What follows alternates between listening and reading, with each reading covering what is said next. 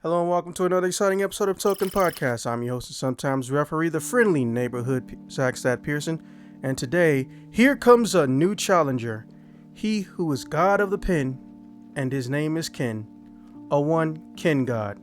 Ken God, why don't you tell the audience a little bit about yourself?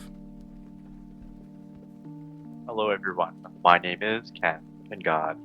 I'm just your friendly neighborhood Asian man, just bopping around conventions, doing tabletop stuff, all the fun things that nerds are into. Just here to contribute my 2 cents on today's episode. Funny you should mention that, because we do have a show that is called The Two Cent Hour where you can contribute your thoughts. Alright, so since you're new here, don't take this as anyone treating you, as if you have a low intellect or something. We just give the rules to everybody indiscriminately. First and foremost, this is a channel that is meant to be perceived, or at least monitored and entertain adults.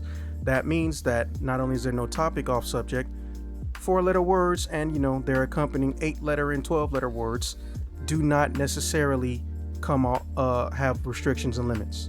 If you want to say something, you can say something. We do not do a live broadcast, so in the event that you feel like you heinously misspoke, I can correct via post anything that you do or say. However, obviously get to me within a set amount of time.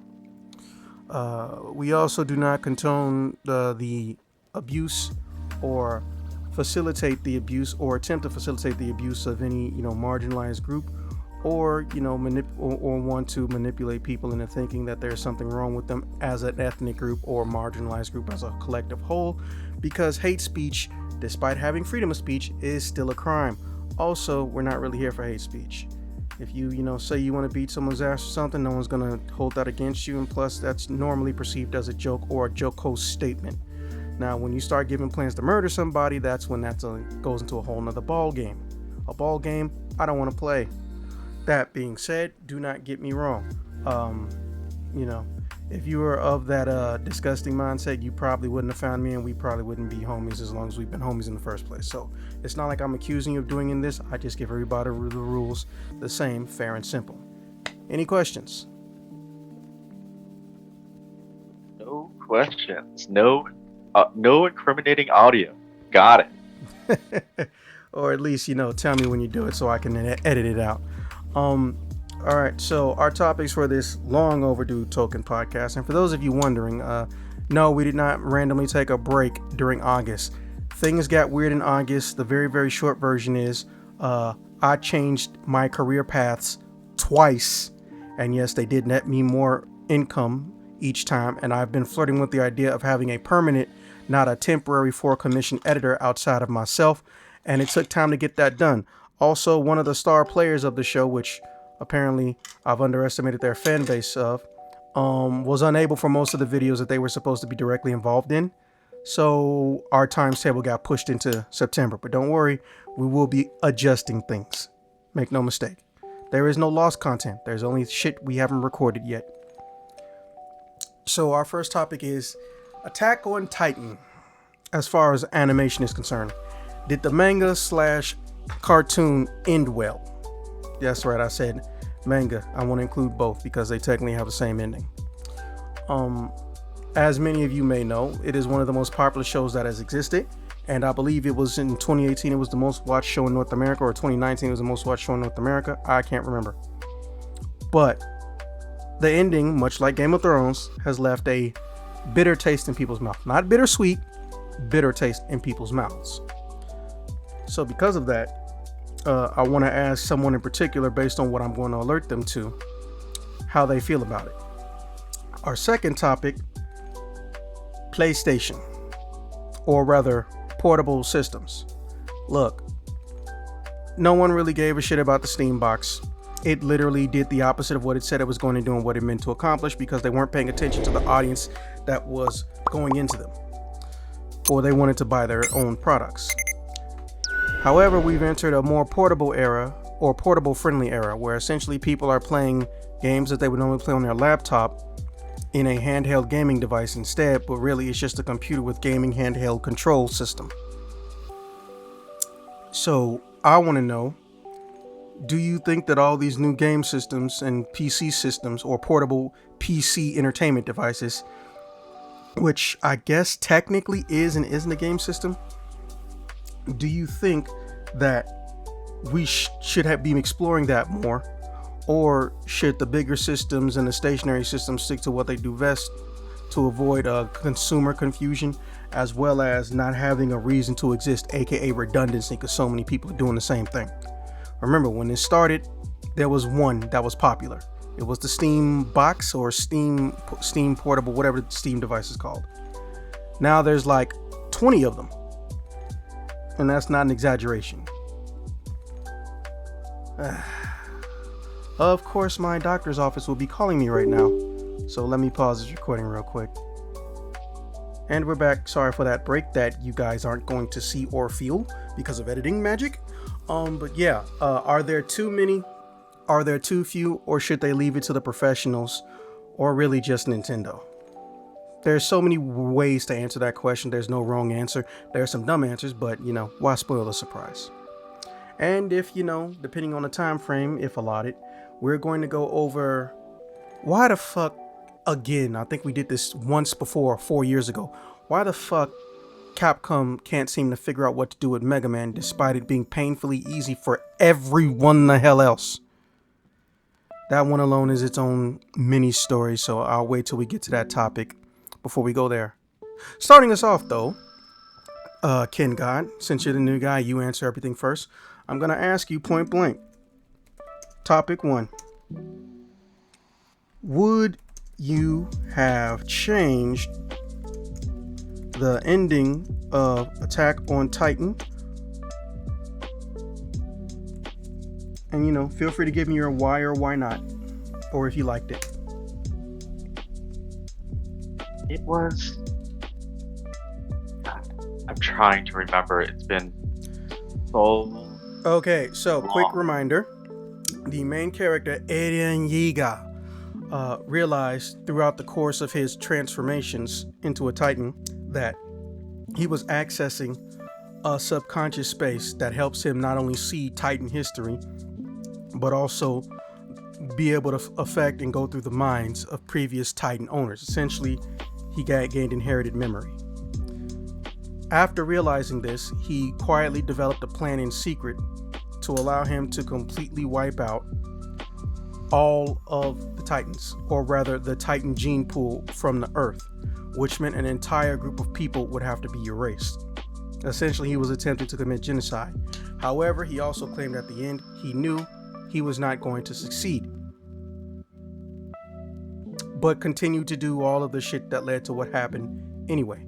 And as you noticed during the credits, I don't know if this happened in the manga, the wars didn't end. They just kept going over and over and over and over again.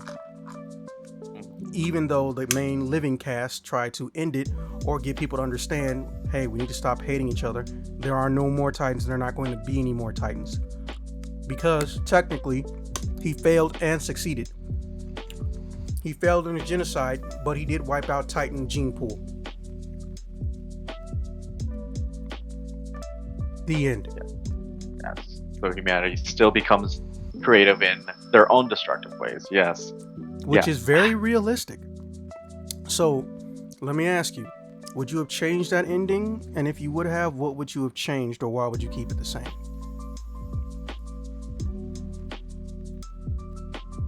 Would I have changed it? No. Simply because he knew, looking at the past, he knew that Titans were just still going to be something that's going to be weaponized again and again. So, genocide is, oof. That's a big oof. That's a big oof to take. But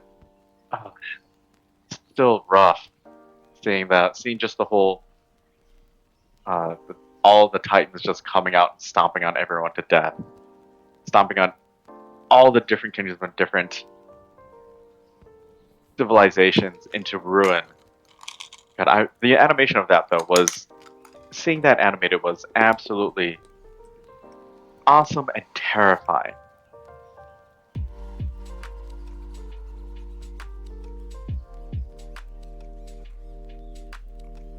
So you're gonna have to let me know when you're done making your points, because I can't read your mind, homie. Gotcha.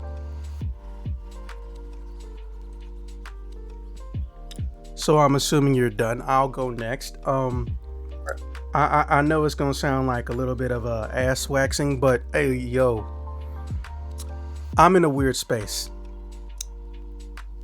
I would not change how it ended. I would change how we got to that ending.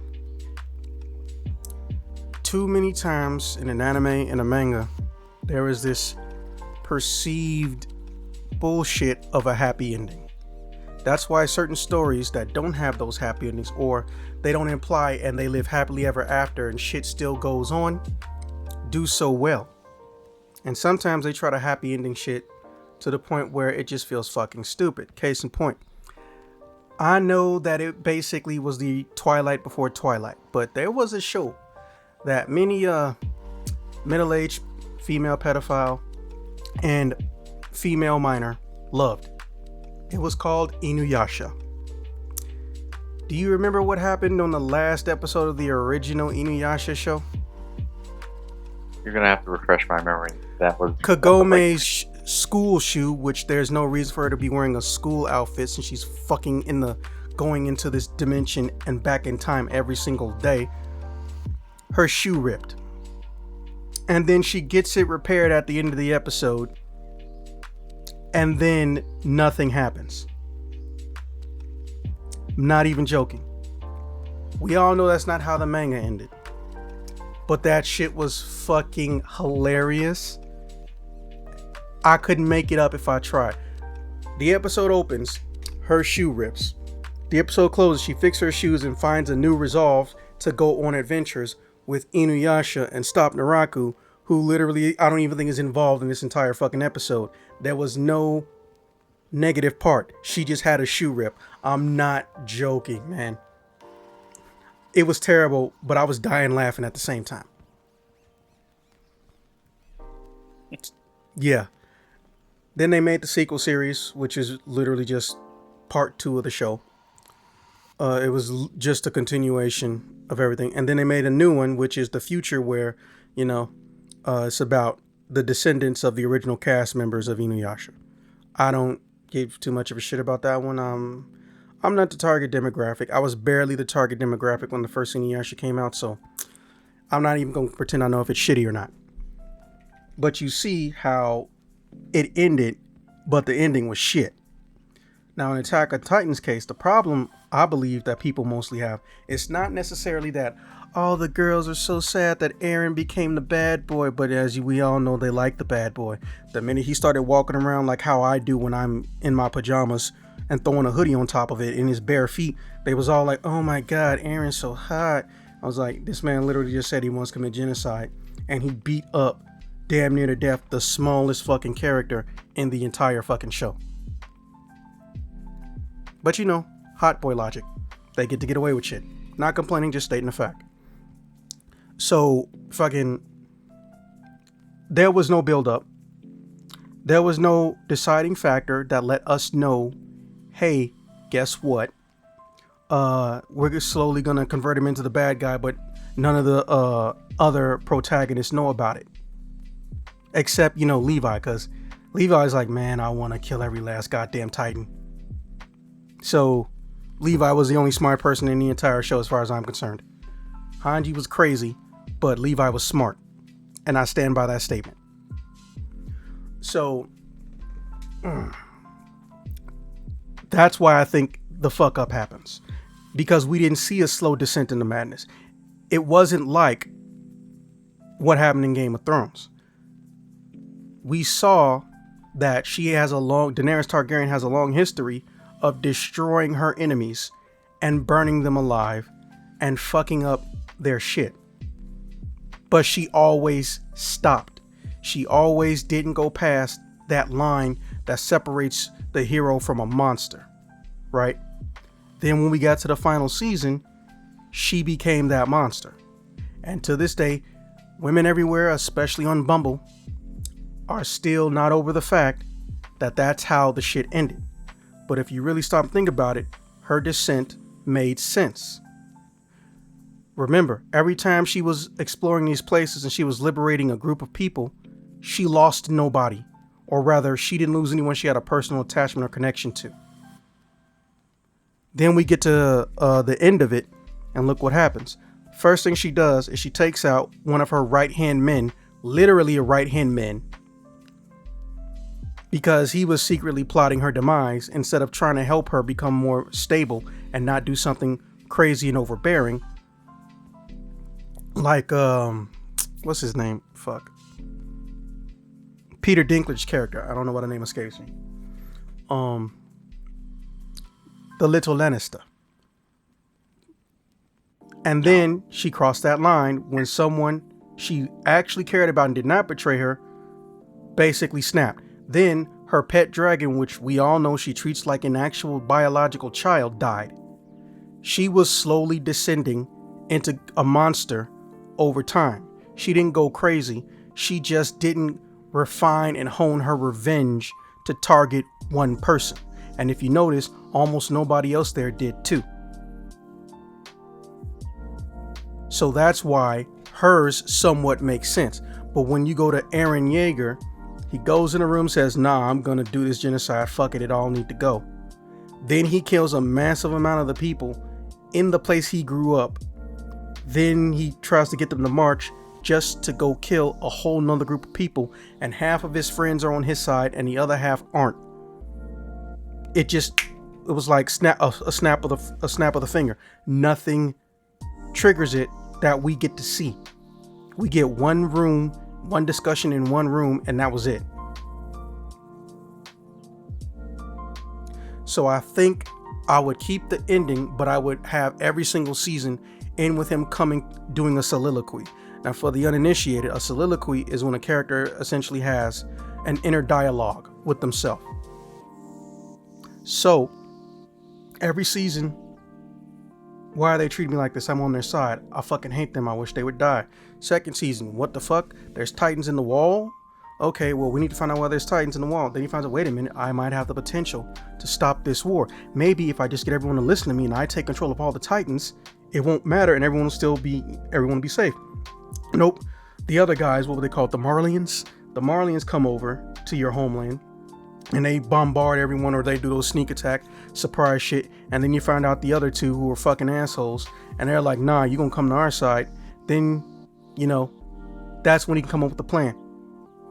I'm going to fuck them all over. And then he plays pretend with all that fake disability shit. Like, we didn't get that. We just got, oh, he was faking the whole time until his friends showed up. Oh no, I was actually gonna fuck over everybody. But wait. Let me beat up the smallest guy first. That bitch had it coming. So that's why I think people have an issue with it. It's not because the good guy became the bad guy so he could be the good guy, or he became an anti-hero. It was because there was no truly thought out explanation. Also, remember the way that we as an audience absorbed it.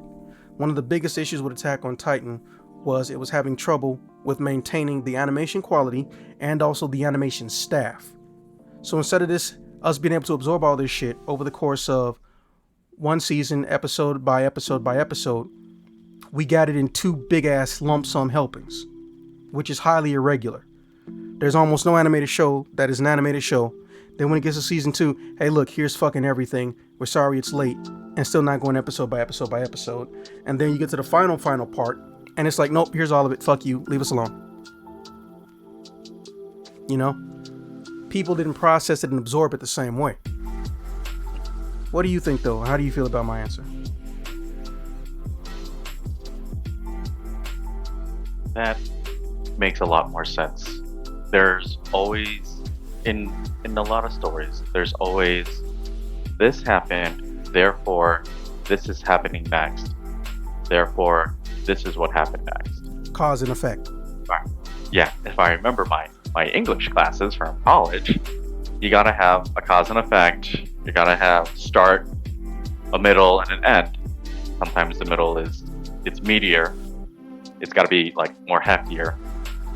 But it's like you mentioned, he found out the truth, and then turned heel. It wasn't a slow descent of just debating the moral boundaries of just potentially taking up genocide or speaking about the solutions with his other comrades. It was just, well, I saw the past. I think I'm gonna kill everyone now. What, really? Yeah, Yeah. I think that's the best option. Oh, okay. That was fun. Yeah, like he didn't go from Xavier to Magneto with that middle step. He just said, "Oh, today I am Charles. Know what? Fuck it, I'm Magneto." That's literally what it was. I'm not MLK today. I'm Malcolm X today. The amount of people who don't know that those two are based off of those other two to this day just still blows my mind. Anyways, all right, moving on to our second topic. So, like I said, Mega Man will be a best case scenario. You know, we don't burn up a lot of time. We'll go directly into he whose blaster is without end. Um, but second topic, you know, are there too many portable gaming systems or too many things pretending to be a portable gaming systems? And I need to leave it to the professionals. Like, how do you feel about the state of everyone trying to make a portable system? Who should do it? Who shouldn't?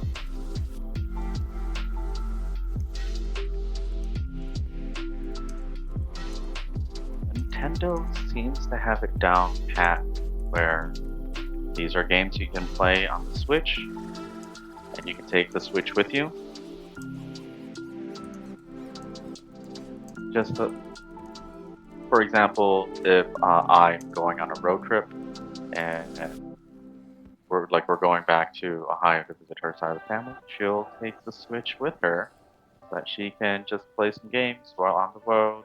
I'm driving, listening to a podcast. Just the fact that you can just take the Switch with you anywhere where you feel like it's going to be used. Either I'm going to the airport, I'm going on the train, I'm going on a car ride. Maybe not your commute. Uh, Maybe playing it on break at work. I remember seeing that at the office when I worked downtown. People would have people would have like brawl matches or Street Fighter matches in the break room after they were done eating. Um, yeah, you don't see anyone like popping up with what were the other ones? Like the Steam Deck That's what it or was called. Steam Deck. Yeah. didn't see anyone really walking around with a Steam Deck. I've seen people get Steam Decks, but mainly just keep that at home. I only ever seen someone bring a Steam Deck if we were like all showing up to someone's place for like barbecue, weed, and playing video games on different systems. Because apparently that's what the Steam Deck is good for. Just putting up just a crap ton of games on there and just playing it, or using like a Raspberry Pi, where you can just put not only a bunch of old games on there and play it that way too. What was the other one that I saw? It was like a little yellow handheld. It had a hand crank on it, which Yeah, I know what you're why talking about. That really, really weird system that I think Playdate. it can only do like 3 colors or 2 colors. Playdate is what it's called. Oh, you found it. Yeah, Playdate. Yeah, it's a little yellow square handheld, a little screen. It's got a D-pad, A button, B button, and it has the hand crank on the side. And it's an indie game, Playdate, where it's the games that are on there are kind of involved with the hand crank to go with the game in there. Okay. I mean, that's at Playdate. That's kind of specific for its own thing because that's how should I say it? That's tailored specifically for the indie game on the Playdate. So it's very cute. It's very novel. Have I gotten to play it? No. I can't really put amount of 2 cents, but it has a certain charm and attraction to it that I think a lot of people are open to. As for what, besides Steam Deck, Switch, and the little Playdate, Zach, what other portables are out there? The PlayStation Portable, which literally did the one thing that nobody wanted it to do, and because of it, they're supposedly making a version that's going to do the one thing everyone wanted it to do, which is essentially be the PlayStation Vita 2.0. So the PlayStation Portable is somehow pretending it's a portable game system. You can't put a disc in it. You can't download games to it. You can only stream games to the screen if you have a Wi-Fi connection. I wish I was joking. No. And somehow they've tricked people into becoming, I believe it's technically successful, which led to supposedly investor calls or some shit, leaked information saying, oh shit, everyone and their mom wanted us to make this an actual legitimate portable gaming system, or at least make it play PlayStation 5 and 4 games, possibly 3, natively without being connected to the internet. So supposedly there's some 2.0-ish version being worked on that's going to come out in 2026, or it'll come out in tandem with the PlayStation 6 whenever that is. Oh, and everything else is just another version of the Steam Deck. Like, it's literally just a handheld system that plays laptop games or PC games. So like I said, redundancy. Yeah, if your game is not standalone, if it is heavily dependent on having access to Wi-Fi, oh, that's... Imagine I don't somebody who brings this on a plane. Oh my god. How are you going to get plain Wi-Fi? Now don't get me wrong, I'm well aware that some planes are allowing Wi-Fi, but let's be realistic about it. You're not going to be playing this thing on plain Wi-Fi. Especially in first class. They usually limit a lot of places that have Wi-Fi to first class or business class.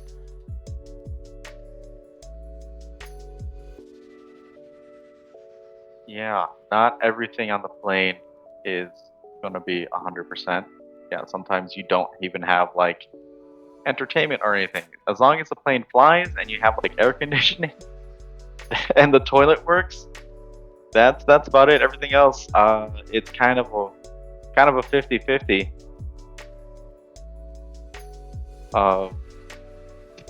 Yeah, how are you supposed to do it if you're anywhere else that has no Wi-Fi? If you do have no access to Wi-Fi, that's so odd. That's such an odd direction to take, and something to be really proud of about your product. Like, yeah, my thing relies on Wi-Fi, and if you don't have it, too bad.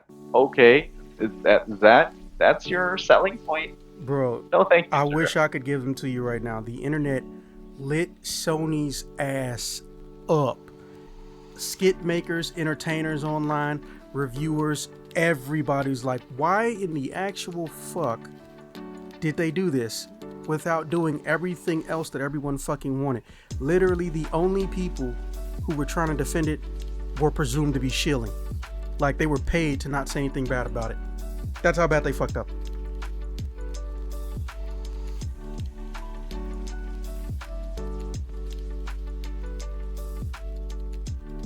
Yeah, any other besides Sony? Was there any other portables? No, there's just a strong rumor that Microsoft is trying to make a quote-unquote portable device, because, you know, Microsoft's goal apparently used to be to make good video games and then get everyone in their ecosystem. Now it's just, hey, let's do what everyone else is doing and then fuck over developers. But to be fair, let's not act like Microsoft is the only one to do it. They're just the most famous for it for the past like 3 years. Okay, so they're trying to put some skin in the game.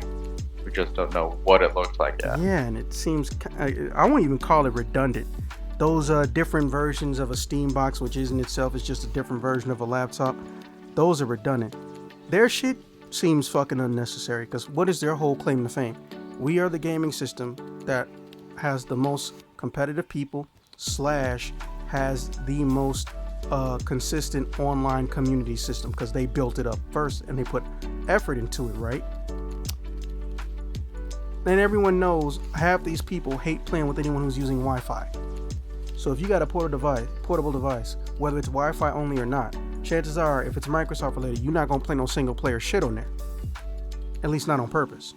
So realistically, unless they're literally going to make a brand new portable system that has its own ecosystem and own games that go to it, it seems fucking pointless. 'Cause I'm telling you right now, I don't fuck with Xbox. I might fuck with a portable Xbox, but if there's nothing to play that doesn't involve shooting somebody in a first person perspective online, I can't think of a functional reason to own the damn thing. Yeah. There's nothing really new or flabbergasted. It's what's the way to put it? Useless. It's just redundant. Crap with new paint on it. Oh, that's a good one. Yeah, and bro, if you really saw them think about it, Microsoft fucked up when they first started putting all of their games on the Windows quote-unquote system. As long as you got a new Windows operating system and you meet the minimum specs, hey, you can play your games on these computers. Okay, well, guess what? Laptops exist. So if I have access to my games that are supposedly from Microsoft via Microsoft Games, I can just buy them in a laptop.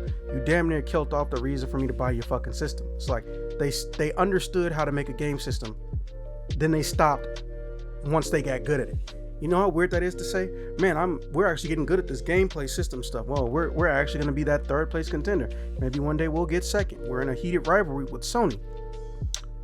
And then literally one generation is all it takes for you to fuck all that up.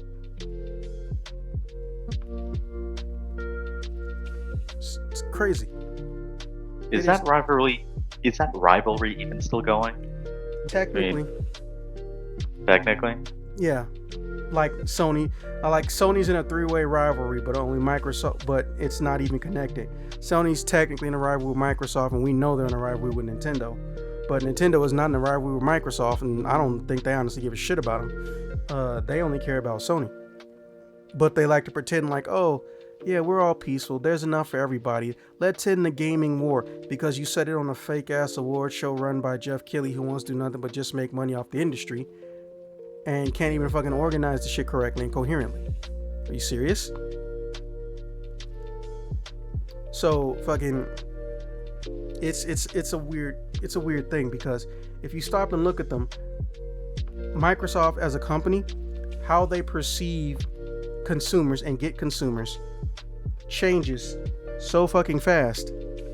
Through one generation, it seemed damn near fucking pointless. Like, they are trying to make the concept of owning a video game system, a Microsoft video game system, pointless. And they think people don't realize it, but then when they realize, oh shit, everyone realizes it, they didn't even have a good cover. I know people who pretty much lived in the Xbox ecosystem. Yes, they're younger than us, obviously. They don't even know if it's a good investment to buy whenever their next system, whenever it comes out, based on what they're seeing them do now. It feels like they're trying to make essentially what the Steam box was trying to be, a PC that can only play PC games without being a video game system. Hey, dumbass, that's a laptop or a computer. And if people know this, why would they fuck with the system? So they literally don't even seem to understand that they're fucking up their own fan base. Well, they know it now, but they just want to admit it. Hi-Fi Rush 2 almost wasn't happening because the studio went down because one person left the fucking company. You know how weird that is? Anyways. Oh. Yeah. So, I'm sure you missed it, but the short version is, as we all know, Hi-Fi Rush was one of the most loved and lauded games that has ever come out of Microsoft. It was a contract game with Tango Gameworks. They funded it, so they got first dibs, and then later on it went to PlayStation. Here's the thing. At least that's how I remember it. But see, here's the thing. Not only did it also release on PC, which means it's essentially a PC game first, and exclusively, but they had got greenlit for a sequel. Then Shinji Mikami decides he wants to leave the company. I don't know why he wanted to leave the company. So they said, oh, well, he's not in charge anymore? Okay, well, fuck everybody here. We're just going to close the entire studio. They wanted to sell it even though they did well. And they have yet to technically disappoint Microsoft. And then all of a sudden, like 6 months into this, we get a bunch of people from Microsoft saying, yeah, we need to make more games like Hi-Fi Rush. We did a good job with that, not even knowing that they actually sold the entire company. Then somebody showed up and bought it. But before they bought it, they acknowledged and admitted, oh, these guys weren't already got greenlit to make Hi-Fi Rush 2. So now, theoretically, Hi-Fi Rush 2 is coming out, but also possibly not. Because remember, Microsoft funded it, and I believe Microsoft has a part of the rights to Hi-Fi Rush 2. So if the current owner says, I'll make it, but it's going to be multi-platform from the start, Microsoft might not be inclined to fund it. Or they might have just had it canceled because the main person who was making it could have already changed. Reminder, Hi-Fi Rush was not Shinji Mikami's idea, but he was like overseeing it. The person who overseeing it, I believe, left the company. I mean, the dude who came up with it left the company. So quite literally, we don't know if we are getting a Hi-Fi Rush 2, even though the first one did so well. Imagine that. You do a good job and you can still get punished by not having a job. Good old-fashioned American corporate greed fucking up people in a different country. A tale as old as time. Okay, my turn. Oh wait, no, yeah. I mean, I pretty much gave my answer away, but look, I'm gonna tell you exactly how I feel. I don't give a shit about Steam Deck because Steam Deck is a laptop. The only difference is there's no keyboard. It's a laptop with 2 game controller points. You know what we used to call those? Tablets with game controller accessories. They still make those, by the way. So realistically, I don't see a functional point to it, because people can say, oh, well, the Steam Deck's gonna have a better graphics card. You're absolutely right. Now what happens next year and the year after that and the year after that? Are they gonna keep making a Steam Deck every single year, a 2.0 model, 3.0 model, 4.0 model? When you buy a car, unless you're exceedingly wealthy, you're not buying the latest model version of that car every single year. You're not trading up every single year. You're not fucking doing it. If you have a Steam Deck, the first year it came out, first off, you know you got the worst one by default. I believe 8 months later, not even 12 months into development, they made an internally different version of it, which same architecture but different layout or design something. And also they had to do a hard correction on the software because it would keep game data even after you deleted it. And the consumer didn't have a direct way to delete the data. I know that one for a fact, because I had a friend who had to go through a fucking hour-long tutorial to figure out how to get rid of excess data that shouldn't have even been there on his system. Oh, no. Bro, who you telling? Then on top of it, the minute they did that, it was like a warning shot went off that everybody heard. So all of a sudden, you know what's gonna happen next? The electronic race. Now, I know you're not familiar with that term, but it pretty much, I think, is lost to time at this point. Electronic race is another way of saying arms race, which is a business term for once something new or some new type of product comes out, everybody wants to try to do the exact same thing so they can become the dominant force for that product or device. We had 5 separate fucking Steam Deck-like devices announced the same year. Some of them were even announced before the Steam Deck was revealed. Now, if I'm a consumer, I don't play game systems, and I want to have something that can portably play my laptop games. What the fuck one am I gonna pick? Especially when they do the same thing. 2 factors are gonna be factored in, no pun intended. Whichever one's the cheapest, or whichever one is the easiest to hack and put every single other game that never got re-released or remade that I can't get legal access to. So Steam Deck is either gonna be first on everyone's list or last on everyone's list. Also, which one has modifiability? Do I even want to modify it? There's so many factors that you're not going to have with a regular game system, let alone a handheld game system. You want a 3DS? You got 3 primary choices.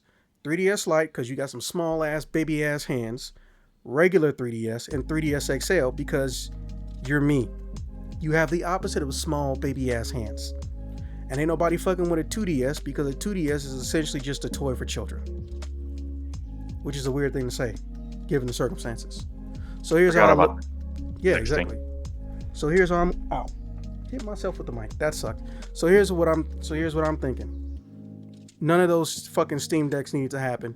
They could have just made a controller attachment, or they could have made an actual game controller that has all the graphics and shit built into it and has a small screen that might be detachable or stays on top of the screen.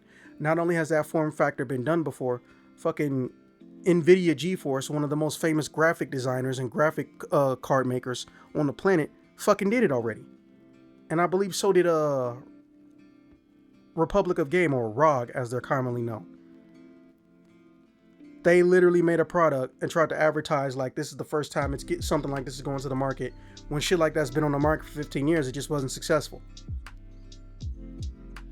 But now all the copycats want to ride your wave of notoriety, because the easiest time to promote your shit is when somebody else is already doing something similar. So realistically, I'm gonna say it right now, and I don't care how anybody feel, none of that shit needed to happen because you can just get a laptop. You know, as a portable gaming system, you're not gonna have it on the maximum amount of specs. Okay, well guess what? A laptop can have a physical internet connection, and it can also have a physical battery put into it while I'm playing. I could even make the screen temporarily go to another device.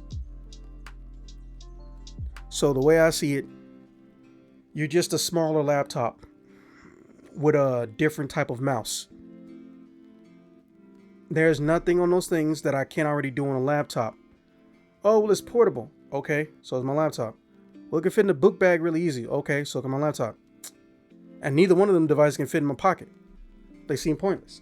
Now, moving on to the game systems. Look, Sony, I ain't gonna beat this dead horse because I feel like this dead horse rib cage has been caved in, as well as its ass, by how many people stuck their fist or their foot somewhere in this dead carcass. You know you should have just made a new Vita. The Vita didn't suck. You just didn't like that the Vita didn't make as much money as a Nintendo handheld did. Motherfucker, they've had to market to themselves for over 10 years. Okay? The international market. Don't nobody give a shit about a Wonder Swan except the Japanese. And I like the guy that made it. He's the same guy that made the Game Boy. Don't nobody give a shit about it though except the Japanese. All you had to do was make a new Vita. That's it.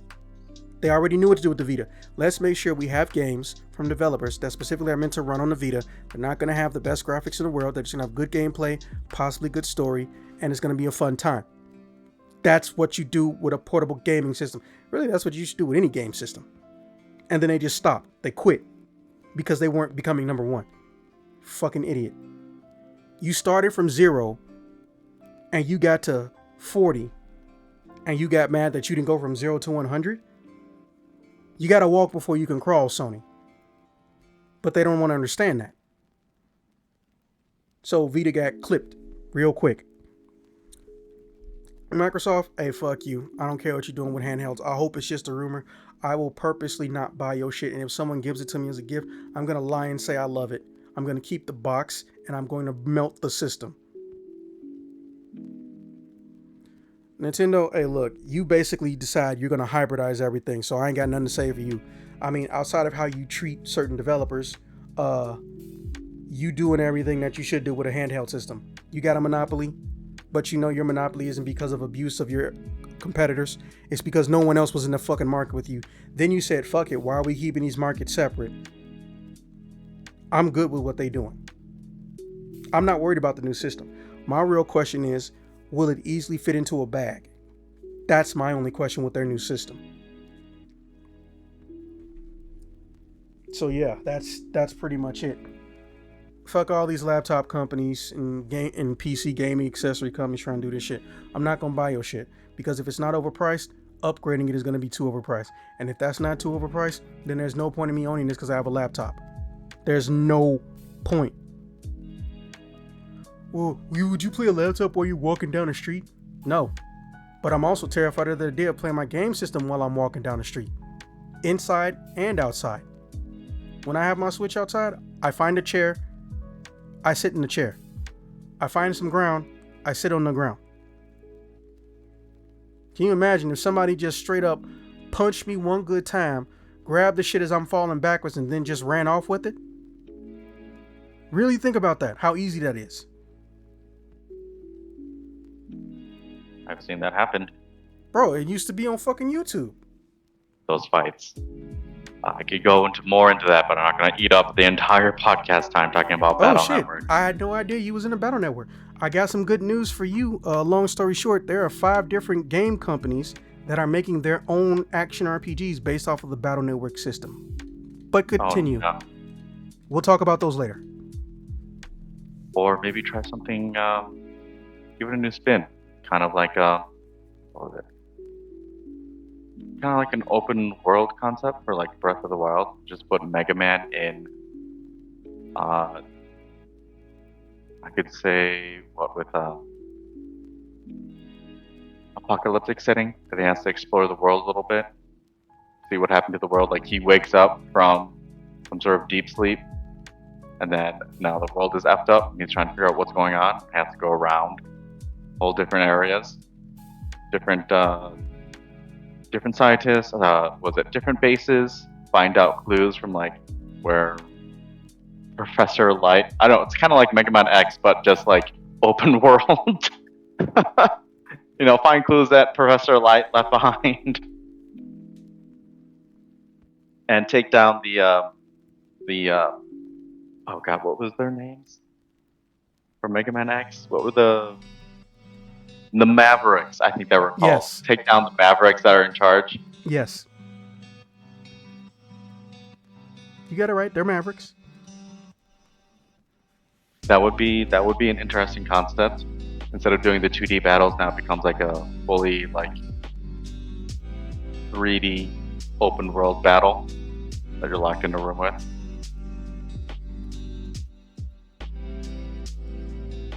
I mean, for the most part, you took the words out of my mouth, partially. Now, for me, let me put it to y'all this way. Audience of like, I don't know, 20 people, despite the subscriber count getting stupid numbers. Someone explain that shit to me. I think Mega Man needs to start moving through time. Change the reason Mega Man is Mega Man. Fuck Wily. Let Wily die, or let him get his ass beat by the Zero robot. Or you know what? Wily turned himself into a consciousness and figured out how to do it before Dr. Light. You know what? Let Wily do that. And then he fucked up and releases Zero. And whoops, Zero wasn't ready to come out. So he lost his shit. And Wily's been spending decades and years trying to get him to stop. Now here's a weird thing a lot of people don't understand and didn't know. They started remaking the Mega Man X games, and then they immediately just stopped. Like I said, you can tell I think they want one person to be in charge of everything that happens with Mega Man. But that can't happen because there's too many different Mega Man fan bases. And if that one person is approving all these games, he also is in charge of how they get completed and supervising them, even if he's not directly designing them. That's too many. Because if you make a sequel to every popular Mega Man franchise, notable popularity, you're making a Mega Man 12, you're making a Mega Man X9, you're making a Battle Network 7, you're making a, Mega Man Legends 3, please fucking do that. And I'm forgetting somebody. Oh yeah, you're making a Mega Man 06. And technically, you might also have to make a Mega Man Command Mission 2. That's too much for one person. And even though Capcom has the money to fund all these games, they don't all have to have $100 million budgets, $50 million budgets, none of that shit. They can just make them on a middle tier scale. Say the budget is $10 million and go from there. But for some reason, they keep pushing the ball they keep kicking the can down the road. Oh yeah, we have plans for Mega Man. We respect, man. We love the shit out of Mega Man. Yeah, you love how much money you get from them. You love how much the franchise makes you. But you don't love making Mega Man games. You love getting Mega Man money. Same with Darkstalkers. They don't like the idea of making a Darkstalkers game. They like the idea of getting money off of Morgan Einsland. because I've been saying this for years and you don't know this because you haven't been on the show before. I've been saying for years, anytime Capcom makes a franchise that they do not make a new game for, or they think that they can't, or that they don't because they think it's redundant, they can put those characters into other franchises. Why is it just Street Fighter? And that's a recent development for Street Fighter. They only made 3 Final Fight games. Every single playable character from Final Fight, with the exception of one, literally one, wait a minute, literally one, have ended up in other franchises and series. They have to share the rights to Strider with this original designer. They've only made 3 Strider games. And now look, they got essentially the dude who gave birth to the Strider fighting style playable in a Street Fighter game. Why the fuck can't you take these Darkstalker characters and make them show up in Devil May Cry? Why can't Morgan Island, John Talbane, Hasenko be fucking secret characters or guest characters in a fucking Devil May Cry game? You ain't even gotta make a story, just make them fucking playable. But yeah, with that being said, that brings this episode to a close. Ken God, thank you for joining us on your maiden voyage into podcasting. Is there anything you want to say to the audience, or anything you want to tell them to find you at? If you have time, boys and girls, and everyone in between, check out Rough Magic. We're running tabletop games up and down Chicago. If you want to do a one-shot, or if you have a dungeon master that needs to take a break and wants to become a player at the table, check out Rough Magic at one of our Drinking and Dragons, where we show up at a bar, we set up shop, and we just play one-shots on that day.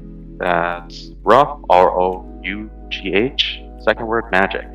So, MAGIC. Come have some fun.